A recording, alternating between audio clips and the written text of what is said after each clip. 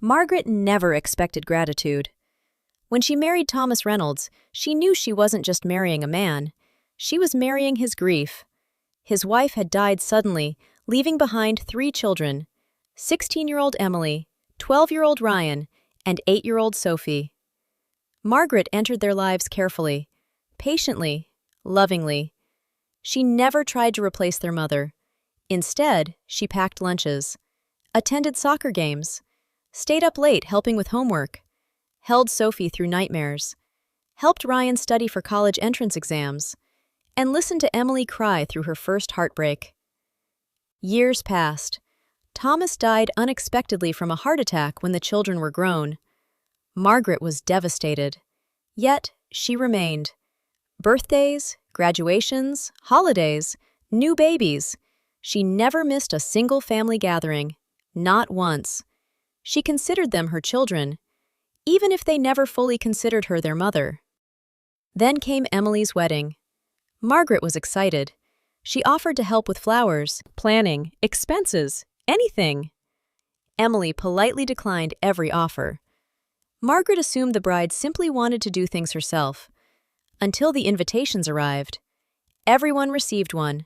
Ryan, Sophie, aunts, uncles, cousins, family friends, everyone. Except Margaret. At first, she thought it was a mistake. Then she called Sophie. The silence on the other end told her everything. Emily said she only wanted immediate family involved. Margaret sat quietly. But I've been her stepmother for 22 years. I know, Sophie whispered. The wedding came and went. Margaret wasn't invited to the bridal shower, the rehearsal dinner, the ceremony, the reception. Nothing. She watched photographs appear online. Emily smiling, Ryan giving a speech, Sophie dancing. A beautiful family celebration. Without her. For the first time in more than 2 decades, Margaret realized something painful. She loved them as her children, but they had never truly accepted her as family. The realization broke something inside her. Not dramatically, not angrily, simply quietly, like a door softly closing. After that, she stopped calling first, stopped organizing Christmas dinners, stopped buying expensive birthday gifts, stopped rearranging her life around people who clearly didn't value her place in theirs. Months became years. The children noticed. At first, they assumed she was busy. Then Sophie called. "Why don't you come around anymore?" Margaret smiled sadly. "I spent 22 years showing up." The words landed heavily. Neither spoke for a moment. Eventually, Sophie whispered, "You're still hurt about Emily's wedding." "No," Margaret replied gently. "The wedding simply helped me understand where I stand." Life moved on. Margaret focused on herself for the first time. She traveled, visited Europe, learned to paint, volunteered, made new friends. Most importantly, she enjoyed the fortunes she and Thomas had built together. Investments, properties, savings. Over the years, the wealth quietly grew into several $1,000,000. The children knew she was comfortable. What they didn't know was exactly how comfortable. Then, one day, Emily called.